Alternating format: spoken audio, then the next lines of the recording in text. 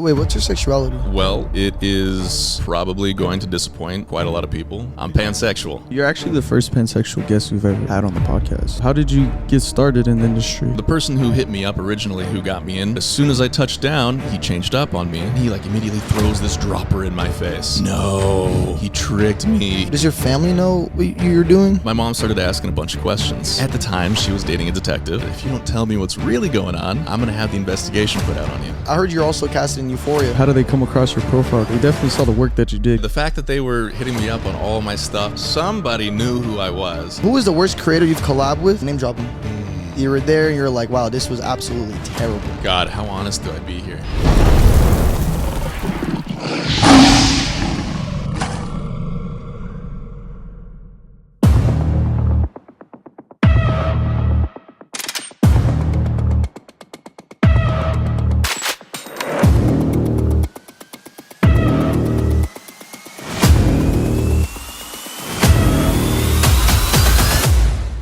Welcome to the Wild Podcast Halloween edition. I'm Brandon Cardoso. I'm the Julian Barboza. And baby, we in Vegas. We're in Vegas once again. Every time we come here, legendary things happen. But let's break down this trip so far. So I was in Houston. You guys have been here for like 4 or 5 days, right? Yeah, I think like five days, about to be a week. And we brought the other Wild Boys, Aiden and Kyle, for the first time. How was it? I was lit. I mean, they enjoyed it. I've brought it up to them, asked them if they enjoyed Vegas, and yeah, it's just like a whole different experience. You know, it feels like almost like a dream. You know, like Vegas is so like, I like to call it like Fantasyland. It is, and legendary things. I mean, mine and Brandon's first ever collab happened here in Vegas. And then we just did a collab with the boys as well. So make sure you guys be on the lookout for that. I went on a little trip. Back to Texas for a little bit. How was that? I had to just go home and really recharge my inner Texas cowboy, you know? Right. But yeah, as you guys can see, we have our costumes on. I'm Wolverine. I'm Deadpool. And I think we're a perfect match. This is perfect. Yeah, we have a bunch of matching costumes this year. It's really cute, really fun. All right, today we have a very special guest. Please welcome award-winning adult content creator Jayden Marcos. Jayden, what's going on, man? Hey, what's up, guys? How you feeling today, Jayden? Oh, feeling good. Yeah, I'm glad you can make it, guys. It's a little early, but you know we're here filming and shooting. So if the energy's a little low, or Brandon, you know, yeah. No, we just woke up. But we're here, though, you know? And once again, man, thanks for being on here. Yeah, thank you guys for having me. I really appreciate it. Of course. You ever done a podcast before? Some minor ones, yes, but nothing like this, so. Perfect. Well, I'm glad you're here. Me too. But nice experience. In case the viewers don't know who you are, you want to introduce yourself to them, tell them a little bit about you? Yeah, my name is Jayden Marcos. I'm from Central Cali, 25, 6 foot. Been in this line of work for about 5 years, roughly. Play all around the field of baseball, you know. Okay. And where are you from? Central Valley, California. Oh, you're funny as fuck. Oh, hold up, you got some on your. I got you. Is that pizza? A little piece on the nose. All right, let's rewind the clock a little bit. So can you tell us about your childhood a little bit, how you grew up? What was life like when you were younger? Yeah, I mean, nothing too traumatic, you know. Parents divorced when I was like 10. Kind of tried to play that field a little bit. Dad was a little bit more strict and stiff. Mom was a little too overly caring, safety net like, you know what I mean? But nothing too terrible. Had to spend some time in like Stockton, spent some time in Modesto, which was good for me as I got older because, you know, I like cars and stuff like that. Yeah. But, you know, they have a different name for Modesto for a very obvious reason, which is half of the population living on the streets for one specific substance. If you can put the pieces together. I do. Okay. I do. Also, I love your voice. Thank you very much. I appreciate that. Yeah, it gives off the voice actor in you. I feel. Have you ever tapped in with voice acting? Just want to. I know it's kind of random, but it's just I couldn't. Your voice is just so like majestic. Well, thank you. No, I haven't really done too much of the voice acting stuff. I did one little animated movie for a studio. Okay. It didn't turn out great because I was like too nervous to actually just put on my voice. Yeah. But you guys aren't actually the first people to tell me that. Like even when I'm just ordering food to my place and I got to meet the person outside, they're like, "You have a great voice. Like, what do you do? Like, do you do voice acting?" I'm like, no, I don't. But you know, enough people tell me, maybe I have to give it a shot. You know? Yeah, I mean, bro, it just sounds not real. Like, it just, your voice does not sound like a real voice. But I guess, you. I mean, that's a good thing, though, you know? It's a really unique voice. Thank you. So you're in the industry, of course, but how did you get started in the industry? Oh, how I got started is a little weird, maybe. I had gotten to a point in my life where I realized like dating just wasn't working for me. Couldn't keep someone interested. I even had one specific person, as soon as we sat down on the first date, go, "I'm just here for the free meal." And I'm like, okay. And my dumbass still stayed. I don't know why. But, you know, I had some issues. So I said, you know what? Screw it. I'm just going to get on one of the hookup sites. And it was Adult Friend Finder, the crazy one with like all the bots and stuff, you know, like you don't know if it's real or not type of thing. But I was like, it's a start. Like if I can't have a relationship, might as well just go in for like the fun part of it. Right. All. You know what I mean? Yeah. And before I even had a chance to use it, this dude hit me up. And of course, you have to have some photos on your profile and whatnot, right, so they know what they're getting into. And immediately hits me with a message saying, "Hey, you know, this isn't spam. I'm not a bot or anything like that. I just noticed you have a great face, a great body, and a very large package." And that's kind of just like how it all started. It was kind of a interesting approach. But I was like, yeah, we'll take it. Wow. Well, did you well, okay, so you tap in, you ended up doing all that. Does your family know what you're doing? They do now. They didn't at first. Okay. So for about the first year, I lied to my parents, and pretty heavy. I came up with the greatest excuse, at least at the time, for what I thought. You know, I was like, I can't just say like, "Oh, I work at a diner" or something like that, or like, "Oh, I'm traveling for this or that," because I'm leaving the state. Right. You know, so I was like, I got it. I know exactly what I got to say. So I go up to my parents and I say, "Hey, I got this new job offer. One of my coworkers, because he is here on green card or whatever, and he doesn't have like an actual citizenship, he's not able to accept it and instead threw my name out there. So now I have the opportunity to work for the judicial branch of the government as a data analytic. So my job would just be to like travel wherever they need me to go and basically take their paper documents and type them out and put them into the computer so they were digitized." And they do that with all these other people from around the states. You know, they pull them all together and we just work for a couple of days straight, putting everything in, and then they send us home with a paycheck. And it worked for a little bit. Like, it was crazy. So elaborate for no reason, but I made it work. And it was going good for a while, the lie, until my mom started asking a bunch of questions. At the time, she was dating a detective, and she was realizing things weren't quite adding up. My income shot up drastically. So she used him as a threat, basically, and said, "If you don't tell me what's really going on, I'm going to have the investigation put out on you." And I said, okay, I got it. You're right. Ma, I'm doing adult film work.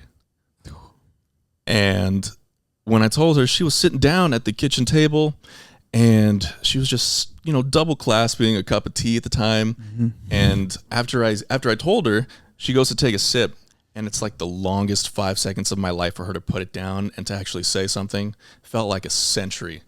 But she finally does, and she goes, "Well, it's better than what I thought you were doing." And I said, "What did you think I was doing?" She goes, "Honestly, I thought you were muling drugs across the border or something." And I was like, "What?" And you weren't going to say anything. That's a real mom right there. That's a real mom. I got you. No, that's actually crazy, man. That's insane. So I'm curious though, what did your actual like first, I guess, shoot go like? Like, was it good? Was it bad? Like, how was it? What did it have you do? It was a little nerve-wracking, to say the least, because there was a lot of skepticism from me before I even showed up to it. Right. You know, the person who hit me up originally, who got me in, the way that he approached me, it sounded like I was going to be going to San Diego for my first production. And then he said, I'm going to link you up with like the director who's going to pay you the most for it. And then once I started talking to the director, he was like, oh, yeah, no, we're going to have you come out to Arizona. And I'm like, Arizona? I thought it was San Diego. And I'm thinking to myself, well, you guys can't even get the city, nevertheless the state right. So like, what's going on here? Like, this seems so sketchy. And eventually, you know, I got him on FaceTime. I was talking to both the people and figured it all out, got some contracts sent over and things, and was comfortable enough. I was like, all right, so I'll make the flight out to Arizona. We'll do this. And the agreement was, because I was so on edge, that the director was supposed to be the one to pick me up. But as soon as I touched down, he changed up on me, and he was like, actually, I'm going to have my buddy Todd come get you. He's going to be in a blacked out Jeep Cherokee. And I said, oh, that's it. I'm sold. I'm overseas, guys. So as soon as I started approaching the vehicle and everything, I don't know why, I could have just like turned around or something at that point, but I had like a little fist packer in because I was like ready, you know, if I got to defend myself, if I got to do something, I will. And then I met the guy, and immediately he was like super chill, super cool, nice vibe. And I'm like, okay, this works. It kind of eases my mind a little bit. But then he like immediately throws this dropper in my face.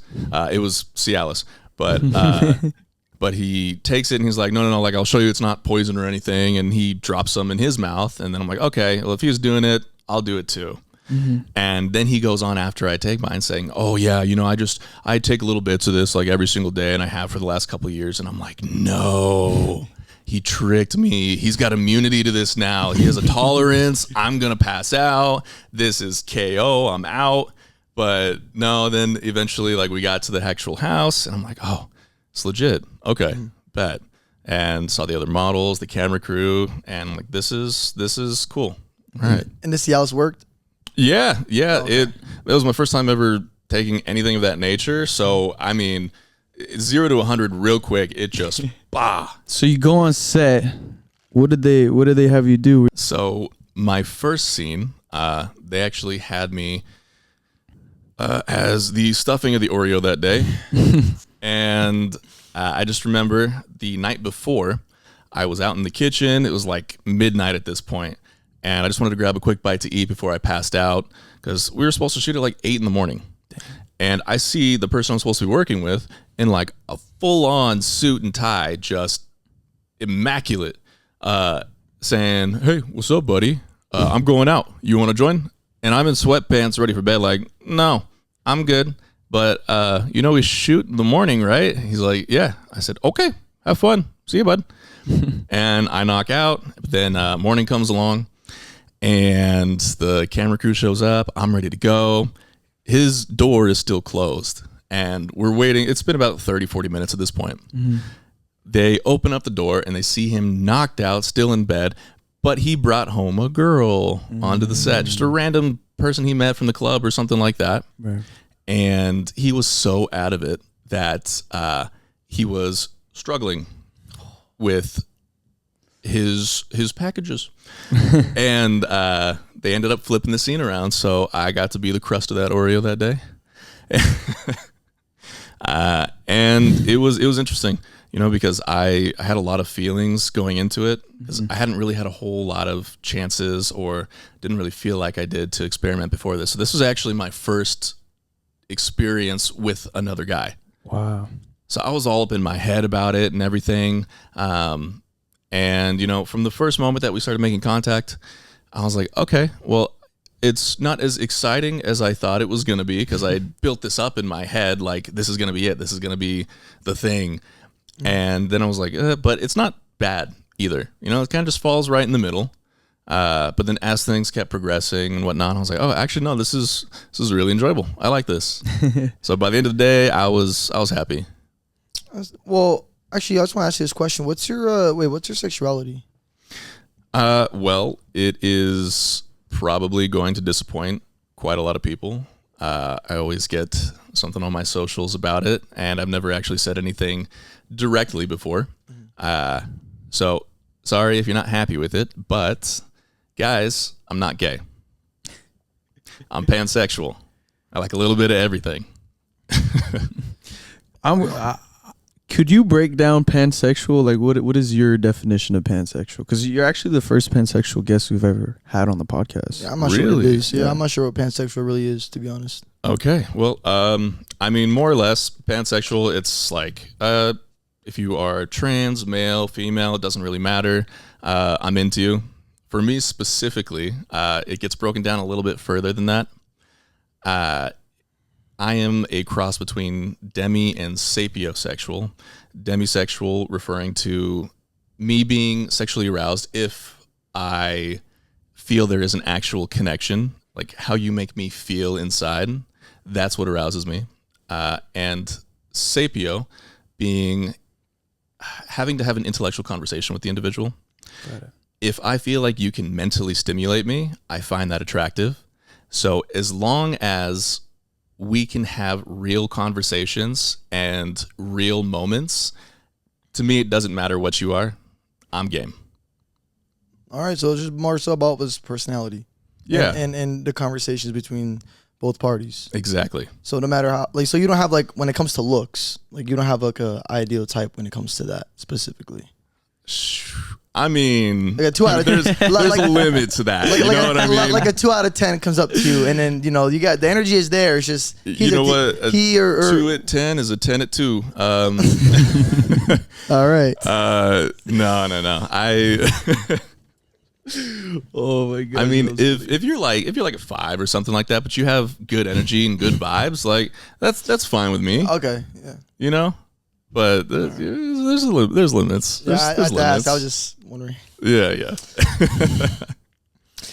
So I'm curious though, like the journey. So you did your first male scene. When did you like start, I guess, realizing that you were pansexual?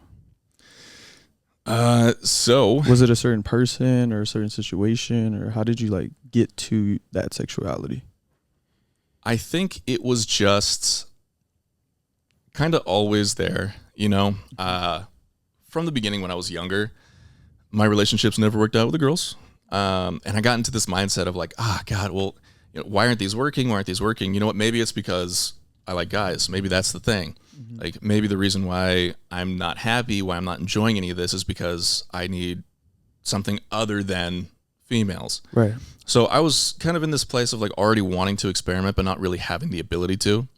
So then once I got into studio work and things like that, it gave me a chance to kind of branch out and feel like I could do so safely. Right. You know, because when you're just doing casual hookups and things like that, you don't really know what you're going to get. And say you're not into it, you don't know how they're going to act or what they're going to do. Right. So having all those other people around and things like that, it was like, okay, I can actually relax. And It's a safe environment. Yeah, exactly. It's a safe environment. I can be myself and see if this is something I really enjoy.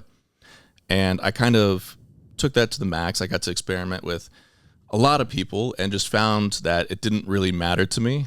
It was just about like, hey, can we vibe out? Right. And from there, it's just like, yeah, like everyone's attractive. Like it's cool. Interesting. Yeah, I'm learning a lot from you already. I just never met like we never had no pansexual guest before, so just learning all this is really interesting. Yeah, I've been told I'm a pretty intellectual guy, so. Oh, yeah. I can definitely tell. No, but yeah, I love to inform people. It's great, you know. Okay, well then I guess you being in the industry, and as successful as you are, has it affected your personal life at all? Yes, it has. One aspect of it that people don't really talk about is that once you do it, it's not about, you don't really get to walk away from it. At that point, even if all you did was like 1 or 2 productions, it's about learning to live with it at that point. It affects anything. Like say you wanted to go out and get like a normal person job. Well, you know, the background checks will see it and it's still considered a little taboo. So people kind of have a thing about it. And it can kind of make life difficult in that aspect. But then also in the dating world, you know, if you are trying to be with someone who is not also in the same industry, it can cause a lot of, I don't want to say problems, but misunderstandings. Right. Because they don't realize that, 1, it is your job. That's what you're doing. And 2, you have the ability to perform this act without the sentimental attachments that most normal people are used to. You know, they associate this specific thing with the definer between a random and your partner. So for them to see you going and giving that part of you to other people can be very difficult for them a lot of the time. So trying to work around that, find the right boundaries and guidelines in order to make it work can be very hard on both people. And I will say a lot of the time it doesn't work out. So it's just something you have to keep in mind and understand that it's just not going to be easy and stress-free as you would maybe originally think. Right. Being single, the job is easy. Wanting something a little deeper, that's where it gets tricky. All right, so I have to ask though, are you currently in a relationship? Are you dating somebody that does the work that you're in, or what's your situation like? I am currently dating somebody. Okay. It wasn't expected, but it just kind of ended up happening. Can we hear the story? Yeah, I mean, I what is their sexuality, or what is their gender? So the current partner is female. Okay. I had just gotten out of a relationship with a guy, and he was a little possessive and obsessive and overbearing. So I was like, I got to get away from this. I can't handle this. So I did, and then I finally got back into this mindset of like, all right, I'm just going to go back and enjoy my job. I'm going to go back and live life. I don't care. I'm going to be like the worst kind of guy, straight up dog the entire time. And then I found somebody by accident. I was just looking for hookups and ended up creating a connection with this person, and turned out that they were actually a Twitch streamer. Oh, wow. So that is... Yeah. It was just kind of random. It wasn't planned, but crazy things happen. You find someone you vibe with, and That's true. it just works. And they don't do the work that you do? No, they do dip their feet into the blue and white. Okay. But they don't do anything necessarily explicit. Okay. They're starting to work towards that slowly but surely. But for the most part, just the Twitch streaming. That's the main gig. Okay. How long have y'all been together for? About a year. Oh, okay. Interesting. I never thought you'd be with a streamer, to be honest. That's really interesting. Dude, I never thought I'd be with a streamer either. I was like, what the hell? Like, I don't even watch streams like that. So to be with one, I was like, okay, this is a new experience. But the cool thing is that even though it is a different industry and a kind of different line of work, they do run in a lot of parallels. So whereas there is no like necessarily direct physical contact, there is the idea of collaborations and all the traveling and all these other aspects to it that kind of line up with like what we do. Yeah. So what are your like boundaries, or what are, I guess, y'all's boundaries are agreed upon, I guess, rules for your relationship, because you have to collab with other people, right? So how does that, what's the dynamic like? Yeah, so I mean, realistically, I just got tired. I work so much for studios that as far as just personal collaborations go, kind of taking a back seat, honestly, which worked out for my partner. But the boundaries that I set is, you can do whatever you want with whoever you want, as long as you're being smart and safe and you're being transparent with me. I think the issue that a lot of people see is, be honest versus be transparent. Honesty is like, okay, I confront you about something, you're going to tell me the truth. Transparency is, I don't have to ask you the question, you're just going to tell me what's up. I think that that's something that needs to kind of be addressed. It confuses a lot of people, and it causes a lot of problems if you're not on the same page. You hear that, Brandon? Yeah, I'm hearing it. Yeah. Need it one more time repeated? No, it's okay, man. Okay. So I did a little research, and I believe you won some awards. Oh, yeah. Yes. Let's get into those, man, because I hear I won't take your spotlight. Let's hear what awards you've won. And how many of... And if they're kind of explicit, just work around the wording. Yeah. So the biggest one that you guys might know would be for the Gay VN Award Show that gets hosted at the beginning of every year. It was for Best Actor in a Featurette. So that was really awesome. Okay. I like that. And then I got a couple for some different award shows. I got Performer of the Year. And then I also got one for Favorite Package. There you go. I mean, at that point, like you got to own up to it. Like it must be pretty nice at that point, If you win an award, yeah, come on. Like, like no one can ever be debating you on that one. You just got to pull it out, show them the award. Yep, you know it. And the other ones, I can't remember off the top of my head. Honestly, I feel kind of bad about that, but those are the ones that definitely I do remember. But yeah, and what's crazy is that after winning that award, like I really did have to come to terms with the fact that like I did have a nice package, yeah. Because the entire time that I was going through the industry until a certain point, like a couple of years back, and all my life beforehand, I was like, it's nothing special. It's nothing special. And then when people are like, oh yeah, no, it's really nice. I'm like, no, you want this to end a little bit quicker. You're done. But then I got on to a production set one day, and they're like, no, like it's a good package. And I'm like, really? And they're like, dude, go and pull out the biggest dual-ended toy I've ever seen in my life. And they'd say, put that down there and compare. And I said, okay, I don't see why. And as soon as I did, I'm like, they're the same size. Oh my God. So I was like, okay, yeah, I do have to admit, it's pretty good. It's pretty good. You ever made your own clone of Willie? I have. I actually have a couple of those. Wow. I can only imagine. That is crazy. Yeah, seeing it from a different perspective has also definitely changed how I think about that, Mm-hmm. It's a lot bigger when it's like right in your face. This guy, you're hilarious.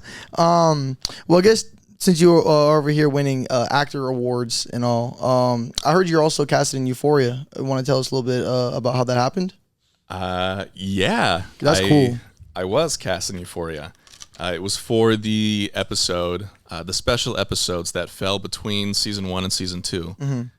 The one specifically with Hunter Schafer. It was called Anyone Who's Not a Blowfish. And the way that I was asked to be there was a little interesting. I didn't believe it at first. They were messaging me on social media, my Twitter and my Instagram, and even on my Facebook, my personal Facebook. I was like, I don't even know how they got this stuff, but I was like starting to freak out because I'm like, oh, this is so fake. And then eventually got to a point where they even subscribed to me, and they were messaging me there. Wow, that is insane. And I was like, this is a little over the top. Mm-hmm. But then that's when my director friend at the time was like, hey, you should really reply, like, this is real. Mm-hmm. And I'm like, seriously? He's like, yeah. I'm like, oh, okay, yeah. Guess we're doing it. So message them back and set everything up. And, the first thing they do is they want to make sure that, like, you're someone they can have on set and be cool with and vibe out with and things like that. Because Sam Levinson, the creator of the show, works a little differently than most directors would. There's like a list they go down, but he's just like, oh, no, I'm going to pull somebody off the street really quick, Mm-hmm. That's how in the show, the drug dealer kind of got brought into it as well. Right. Yeah. And he just pulled me in. He was like, no, we just wanted to do like a quick interview with you really quick. And the interview was done with Sam, the director of the show, Mm-hmm. and Hunter Schafer. They were sitting right in front of me and just asking me questions and just seeing like what kind of person I am. And I got to kind of check their vibe as well. And they're both really, really cool people. And they just kind of looked at each other and then looked back at me and were like, we want you for the role. Like, that was it. So I was like, absolutely. Yeah. Like, I would love to do this with you guys. Like, this is such a crazy opportunity. Thank you so much. Wow. And it Did they was ever an experience. Did they ever say like how they found you, or what? I guess like how do they come across your profile? Because they see, I'm assuming, or they definitely saw the work that you did. Yeah, the spam was crazy. Yeah, I'm gonna say, to be honest, I never actually got the information as to how my name ended up on their list of people to contact. But yeah, the fact that they were hitting me up on all my stuff is like, okay, somebody knew who I was. Did they maybe just think I had the right look for it or something like that? But the scene was also a very sexualized one that I was a part of. So I think in that aspect, they were like, well, we should look in that department to find someone who's already comfortable being on camera in that state. Right. You know? So I'm like, all right, I mean, that makes sense, but I'm still like, who knows me? Who here knows me? What's up? That's smart on their end too. Yeah, for sure. That's cool. So what was your experience with the cast all around, like everybody else there? Everyone was so nice and kind and caring.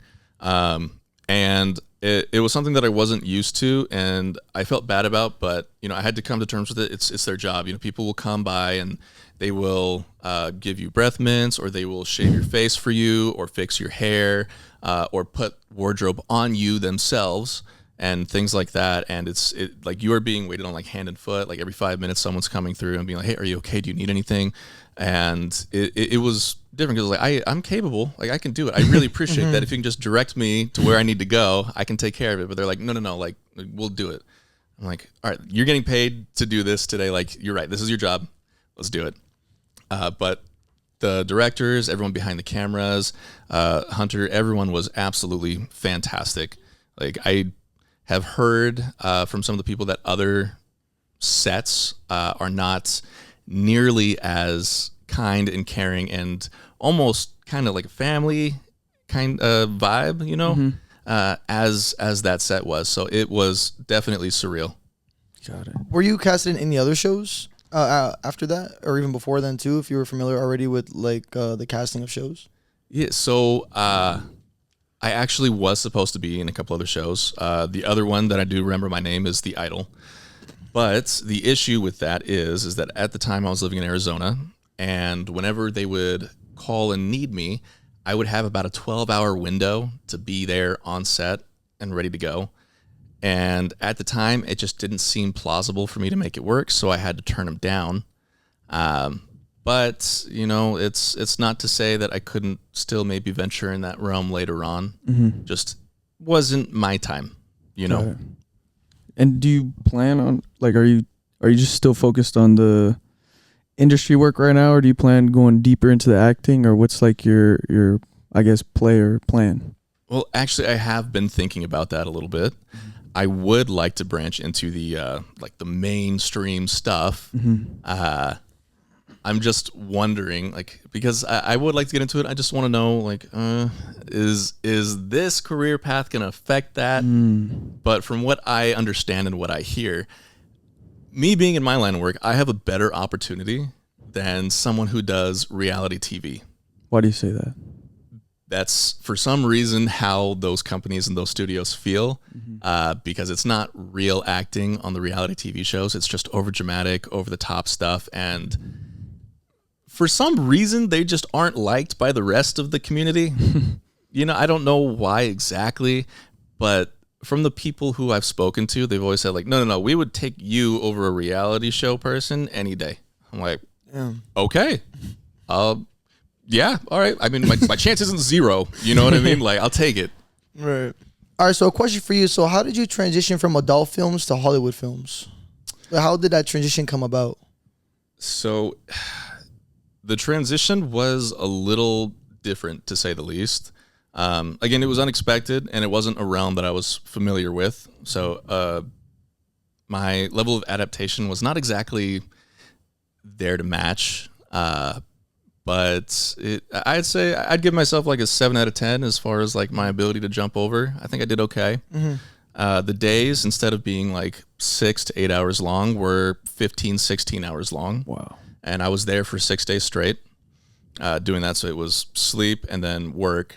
And that was basically it. And as far as like what we're used to in normal studio settings, there's maybe like 3 or 4 people in addition to whoever's going to be on camera that day in the room.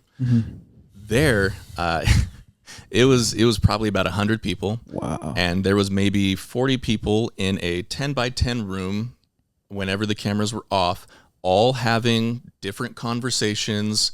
So it got overstimulating very quickly because you couldn't really hear what anyone was saying, but you could hear everything everyone was saying, you know?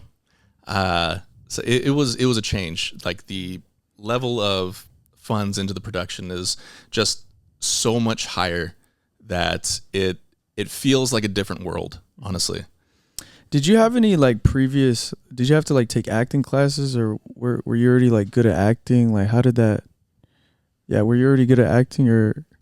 Yeah, I mean, I guess I would say I'm already good at acting. I've never taken any acting lessons, but I'm sure that I could benefit from that if I chose to go that route.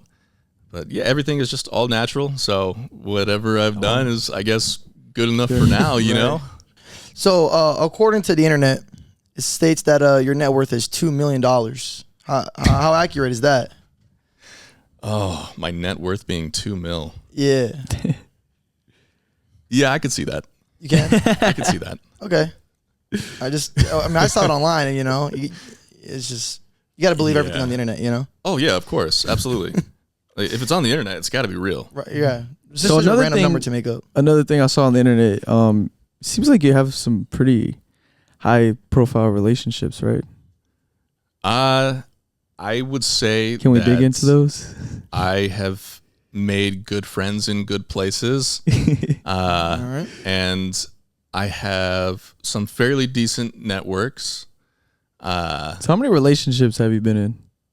Because you went from like a not good relationship guy to like the relationship guy, right? Well, let's see. In the last, I'd say 4 years, as far as relationships go, I think I've been in, I'll say 6. Wow. So it's not great, but it's not terrible. Mm-hmm.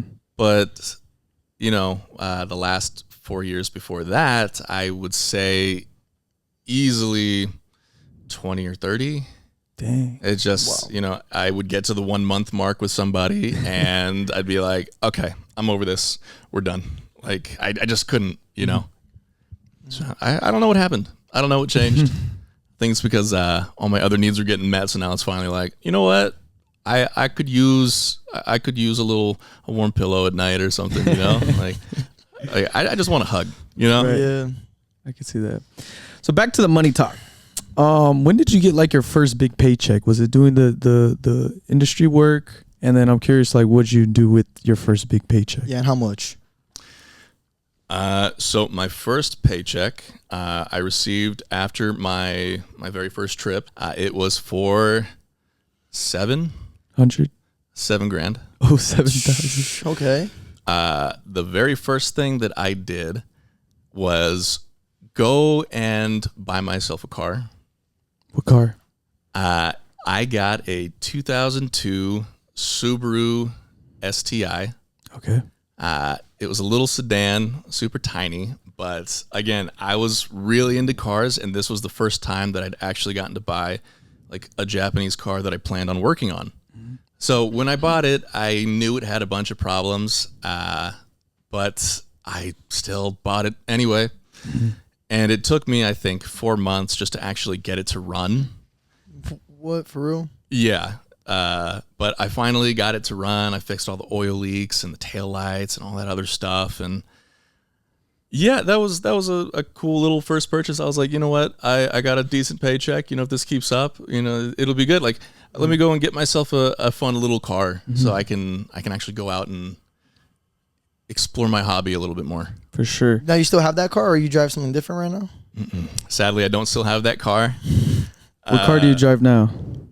Now? Yeah, you're a car guy. You guys are going to hate me for this one. I hate myself for this one, honestly. Please don't say a Tesla. No. Okay. I'd say it's probably a little bit worse. I drive a 2022 Kia Forte. All right. Yeah. Wait, why? I thought you were a car guy. Efficient. Yeah, so this is what happened, right? Okay, this is what happened. Let's hear it. Okay, so I had that O2, right? Mm-hmm. Now, the issue I ran into with that one is that the LSD, like, they didn't have them available, so I would have had to like get a replacement that wasn't an exact replacement from Japan sent over, and I'm like, all that, I just got to get rid of the car. Right. Then I got a 2014 hatchback STI, and I had that one all modded out. It was great. I loved it until it was starting to go through its third engine in a year. So I said, all right, you know what? This was fun, but it's a little expensive. And with as much driving as I do, because I do like to drive over fly. Really? Yeah. So I Me was too. racking up those miles like crazy. I'm like, this car cannot handle it. It's not designed for that. And I definitely didn't add parts to make it durable for that. Right. So once I started hearing and seeing on my computers, like, oh, it's going to blow. The engine's going to go. I was like, all right, I got to do like a hot sell right now. Brought it into a dealership and was like, I just need something that's going to be fuel efficient real quick. I need something that's going to like last and not be too expensive. At first, I wanted a Hyundai, but they were like, we have no new cars. We only have used cars. I'm like, I'm not doing that. I'm buying a new car. So then I was like, well, if you guys can't help me, I'm going to go over to Kia. And they were like, we have 2 Kia Fortes available. And I was like, how much? And they're like, this amount. I'm like, okay, you know what? F it. Take my car. Let me get that. Like, I just need something. I need something because I know this car is going to give. So they actually gave me a good value for it because I brought it in just before the issue started to become too noticeable. But it was... It was a needed purchase, not a wanted purchase. So that's what I'm at. That's what I got. As long as it takes you from A to B, that's all that matters. Right? Yeah. At the end of the day, I will say I do miss power in my vehicle, though. I miss being put back in my seat. Right. You know, just always gas this thing, and it's literally going nowhere. And it's like, come on. So you live here in, you said, Henderson? Henderson. Henderson, right? Have you ever thought about moving to LA for work or acting or any of that? I actually used to live in LA. I used to live in North Hollywood. Could not stand it. Now, given at the time I was driving a manual vehicle, that definitely contributed to my just negative feelings regarding What else it. do you not like about LA? The people. You ever had any like weird encounters? Tons of weird encounters. So, for instance, at the time I was driving my modded out vehicle. I had just gotten done being on set, and I went back to my hotel, and I was just sitting in it while it was idling in the parking lot. And this dude comes out, and he's yelling at me. And I'm like, what's going on?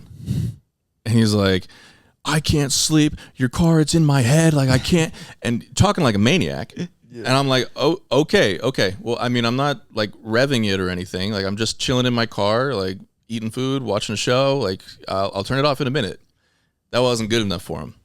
So he proceeds to try to throw a rock through my windshield and breaks my taillight instead. So I hop out of the car and I'm like, what the f is the problem? And he immediately starts walking away because he sees I'm like twice his size. And he doesn't go inside. He just keeps a large distance and is yelling at me. Now, I also have my dog. And I'm walking my dog and going towards my room. And he is screaming at me, screaming at my dog. And all the other people are starting to come out of their rooms now. And they're looking down like, what is going on? What's the issue? And I finally get to my side. And he grabs one of those trash cans that they have with the ashtray. And he throws it at me. And thankfully for me, there was somebody there who was actually a cop. He was in the area at that hotel because he was a cop, actually. Really, he trains strike forces, like K9 units for like the special operations missions and things like that. He saw most of the incident go down, and he came up and was talking to his buddies that he knew in the area and stuff, and got that guy taken away. But then him and I were just like kind of bonding over, like, that dude was crazy, like throwing a trash can and stuff. Like, that's the stupidest thing ever. Sounds like LA. Right? Yeah. But no, and then the crazy thing is that me and him actually became really good friends, and the next night we went out and partied together. It was me, him, and a couple of his other buddies that were either like trainers for strike force people or like police officers. I just remember we got into some trouble at one point, but not really. The same guy that I was talking to, he went and decided to relieve himself on a building, and another officer caught him doing it and was having a talk with him and everything. And he was just like, okay, you guys have a great night, and just let him go. And I'm like, no way, bet. Okay. So it was a crazy experience, to say the least, but also made some cool friends out of it, Do you ever miss LA? No. I don't. No. What? No, I'll go there for work, but it's definitely not a place that I want to just spend my free time in, you know? Definitely not for everyone. No, definitely not.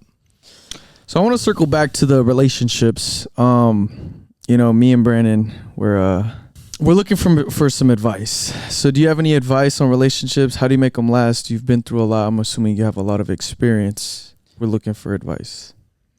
How do we last? Yeah, how do we last? How do you last? Well, it is very dependent on the person. So I would say the best thing that you can do to make things last is, of course, no matter what, be transparent. The biggest issue that I see that tears relationships apart isn't even necessarily something like cheating or lying or things like that. It's the lack of transparency. One of the issues that I think that I've seen a lot of is that when people are in relationships, they don't realize that when you lie or you aren't being open and transparent with people, what you're doing is taking away your partner's ability to consent to that relationship now. Whether or not you have made an issue or you've made a problem that you think might be the end of your relationship, you're not going to know if it's actually the end unless you just come forth and you have that conversation with your person. If you hold on to it and they have to find out in some other way, it's guaranteed to be like the end of it. And if it's not, make the process of repair just never ending. It's never ever going to get back to where it used to be. So the best thing you can do, even if you fuck up, is just let your person know and give them the ability to keep consenting to the relationship, to want to be with you. And if they don't, there's nothing you can do about that. But at least now you're not stressed out and wasting your time, and they're not wasting theirs. Wow. You heard that? Mm-hmm. It's one of the realest responses we've probably ever gotten on the podcast. That's one of the realest advice. And thank you for that. Yeah, of course. Mm-hmm, what was like one of the hardest conversations that you had to have as far as like relationships go? Okay, honestly, I was just kind of an asshole for this one. I said it so bluntly. I was like, I'm not stopping my job for you. It was around before you were, and it's going to be around when you're gone. So either accept that and move on or get out of my life. And what was the result? I moved on. That was the end of it, yeah. And I'm just curious to know, since we're on the relationship topic, so out of all the relationships you've been in, I guess, okay, have you ever really like fallen in love? Would you say the majority of them you fell in love with them? Or do you think there's like that one person you're like, damn, like I was really in love? Like your soulmate? Yeah, out of all of them. And I want to add a little more. Do you think you can have multiple soulmates? People always make the joke and say like, oh, you have 3 loves in your life. Mm-hmm. You know, first one's like your high school love. You don't really know what it is. Second one is like a love in your 20s. You think you know what you want and that this is your person. Come to find out, like you guys want completely different things. And then, of course, your real love comes after that. Right. I think it's possible to love more than that. I think it's possible to fall in love in every single one of your relationships. I think it's possible to fall in love with multiple people at the same time. Have I, though? Oh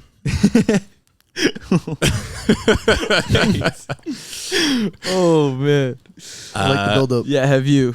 Yeah, I'm gonna say no. I'm gonna say no. Not until this most recent one. This has been my longest standing relationship, and I think there's a reason for that. Mm-hmm.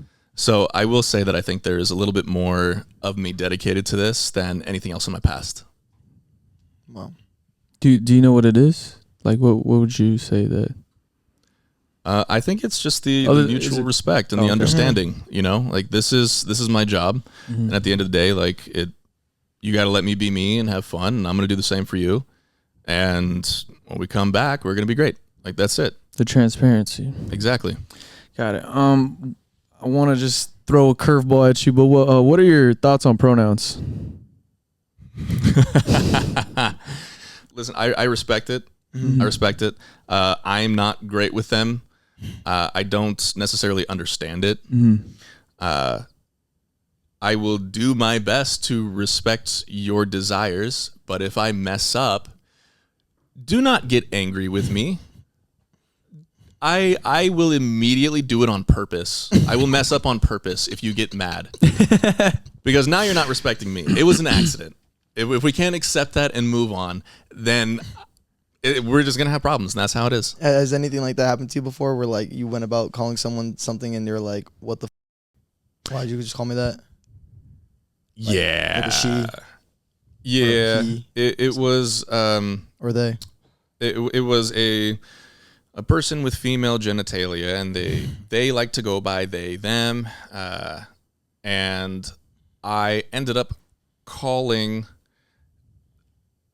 her set a she, not even her, just her equipment, and that started a fight on set.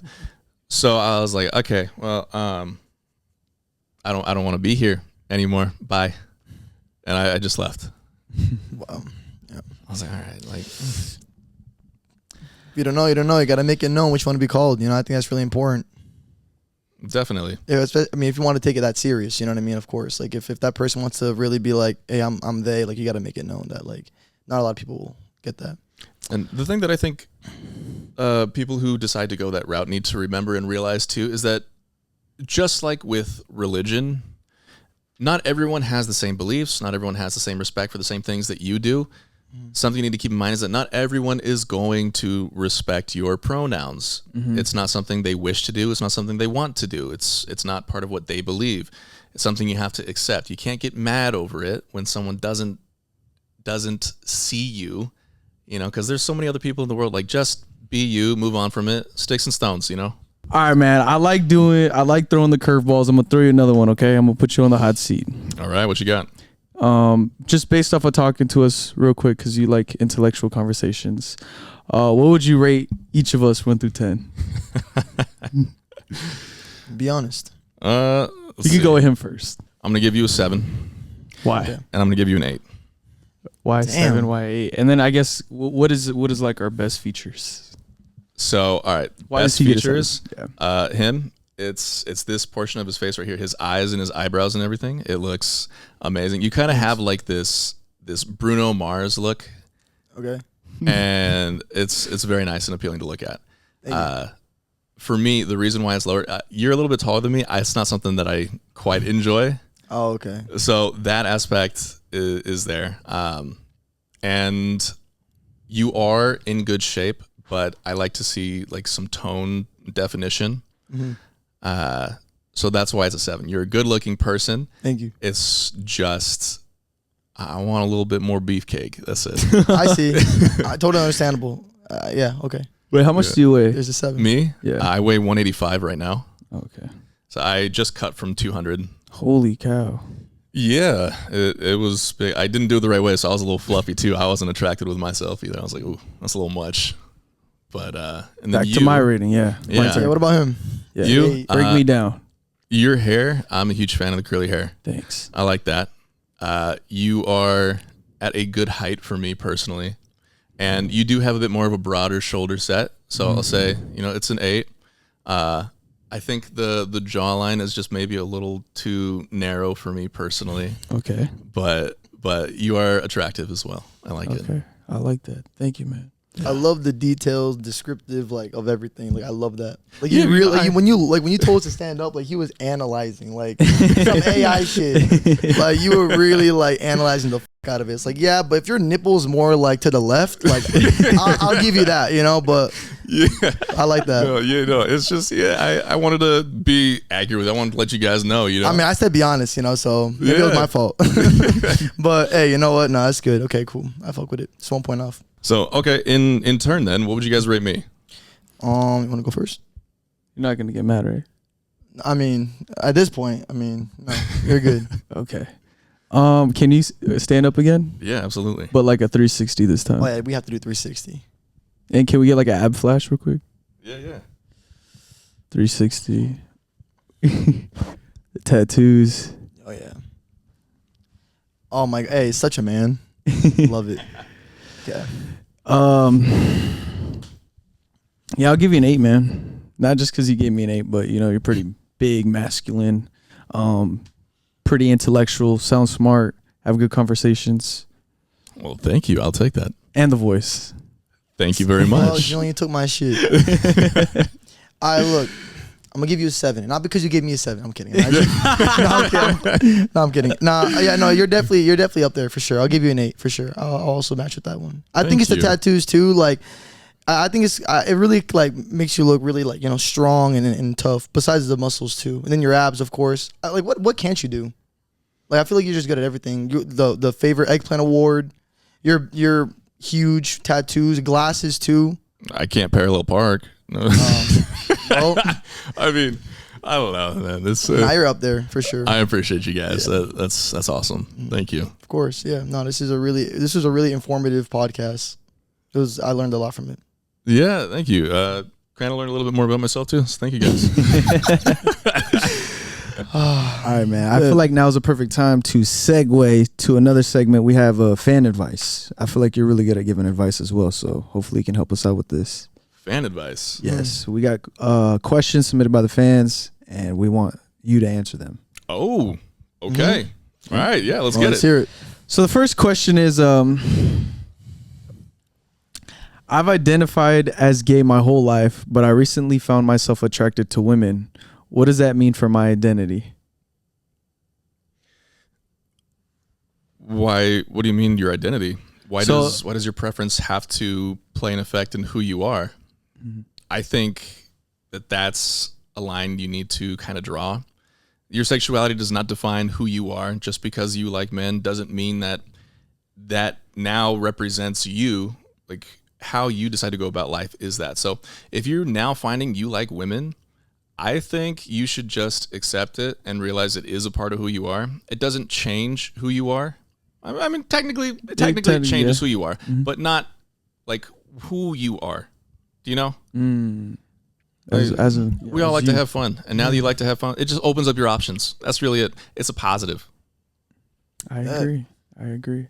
All right, guys, we got segment 4 now. All right, we got juicy questions. So basically, we're all gonna take turns answering asking juicy questions. So the first one, is it you or is it me? Yeah, it's me. Okay, so Joan's gonna ask you a question.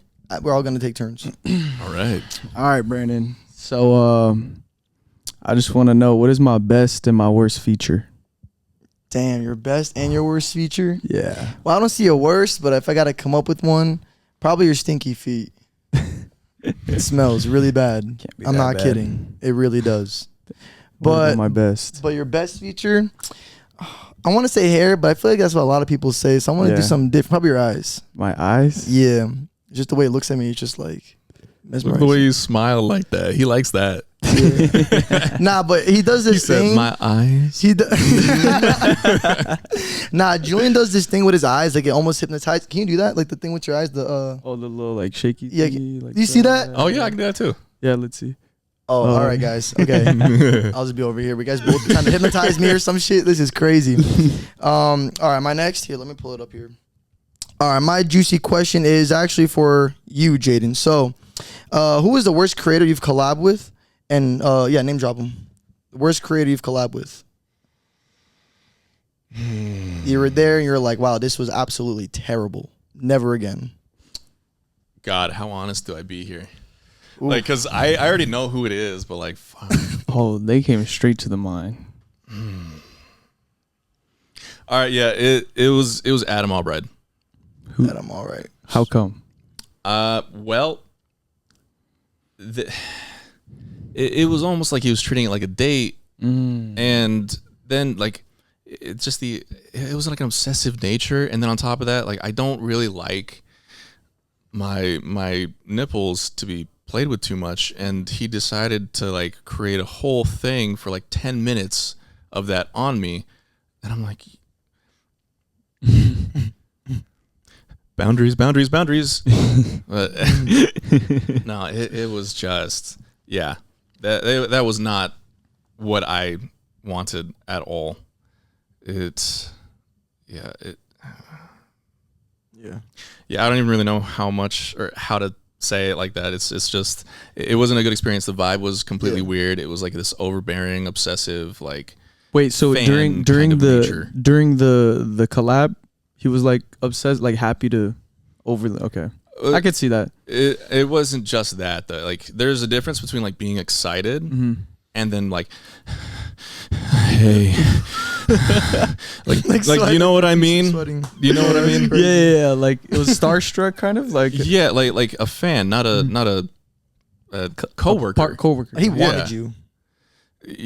More than wanted. Like he to himself. Yeah, I was a little like yeah. Yeah. But it's okay though. We all got worse collabs. We all do. And so it happens, you know what I mean? It's nothing bad. Thankfully I haven't had anything like too crazy. You know, there's some times where like, oh, someone let a fart slip or like it's shit happens. That's true, it does. All right, so my question for you guys is, it seems like you guys have a very perfect relationship on screen. So what is something behind the scenes that you can tell us about? You're looking at me like Something that no one I'll knows. go first. I'll go first. Shit. Okay, go ahead. Something that nobody knows. Okay, I feel like y'all probably not gonna like this answer, but I feel like people think that like the way we are on camera is different than we are off camera, but it's really the same. Like we live together, we have a podcast together. There's this fan page that actually always posts us all the time, and shows us living normal life, like how we are. I think how we are on camera is how we are off. So I think that's a big misconception. Like people think, oh, you guys only do this on here. And if you guys go see I guess we have to live stream so you guys can see like how we are off camera, but really like everything we do on camera is how we are off camera. And I think that's why the chemistry and just how we flow works.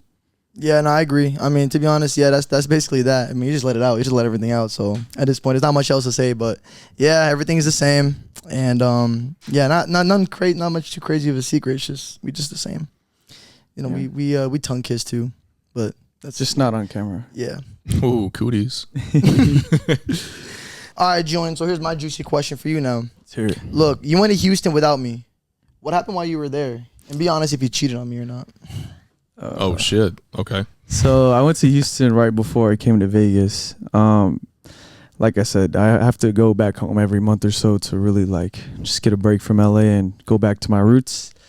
But did I cheat on you? I mean, I was FaceTiming you when I was like You were there and snapping you and calling you guys, and I was even telling I missed y'all because I really did. I missed my team. I want to see if we could find this photo too. You sent me a little photo just for memory. Let me see if I can pull it up here real quick. Look. He looked like a little I miss you. I don't know if you can see this, but he sent me like a little heart. Like he misses me, you see? Mm-hmm. So yeah. But I know for your reassurance you want to know if I cheat on you or not, but I didn't cheat. What's on the other side of that bed? No. It's like high on the covers every time you FaceTime me, and then whenever you hang up, you're like, all right, come out. Like whoever was there under the bed. Like sneaky. Nah. I believe him. I know when he lies or not. So you looked at me directly in my eyes. You told me the truth. Yeah. I know when you lie. Yeah, he seems like a good guy. So yeah. I think you're good. But I will say, I hope you can reciprocate that energy in these coming weeks. There's gonna be a lot of boys over at the house. Oh, I see. The Braxtons, the Brads, the Samirs. Coming up soon, so I hope you could reciprocate that. Yeah, I'll make sure that everything is under control this time. I know what happened in the yacht was a lot of right, and what happened in the steam room. Yeah, I know. So just don't be wandering off with. No, I won't. Okay, I promise. Perfect. Yeah, we'll be set. As long as you're with me, man. I'm telling you, as long as you're with me, there's no way that Brad will, because sometimes look, you could put the blame on me for entertaining it, but the ones who started though. Mm-hmm. Brad does kind of, get on me. Yeah, he's the pursuer. Yeah. Like Brad be like teasing me and all that shit, but it won't happen. All right, Jayden. Well, we got through all the segments. Next, guys, we're gonna be heading over to Patreon. We can ask some more wild questions, and just let it all out. If you guys want to check out the Patreon, it's gonna be wildthings.vip/Patreon. That's where we're gonna continue the rest of the episode. But of course, before we go, Jayden, you want to plug your socials? Yeah, Twitter is Jayden Marcos XX and Instagram is Jayden.Marcos. And then TikTok is Jayden Marcos XX. Just 2. Go check it out. Make sure you guys go check them out. Want to shout yours out real quick, Brandon? Oh yeah, of course. wildthings.vip/Brandon Cardoso. Make sure to go check out all the socials. And mine is wildthings.vip/Julian. Go check it out. Other than that, guys, make sure you guys go check out the Patreon. We'll see you there. It's the Wild Boys, and we out. Peace.